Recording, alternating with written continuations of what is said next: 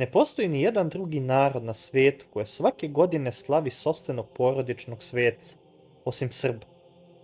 Krsna slava, običaj koji je 2014. godine uvršten na UNESCO listu nematerijalnog kulturnog nasleđa čovečanstva, ali njeni koreni sežu mnogo dublje, u vreme pre nego što su Srbi primili hrišćanstvo.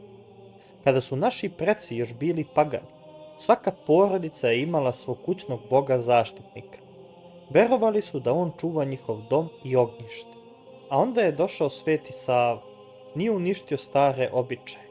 On je paganske zaštitnike zamenio hrišćanskim svecima.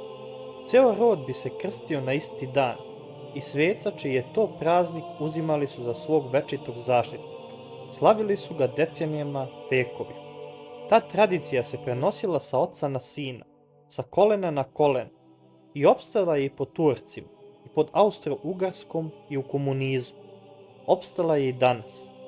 Dok se svet menjao, Srbi su čuvali svoju slavu, kao nevidljivu nit koja ih veže za pretke, veru i poreklo. Da li vi znate koja je vaša slava i kako su je vaši preci primili? Napišite u komentaru kog sveca slavite.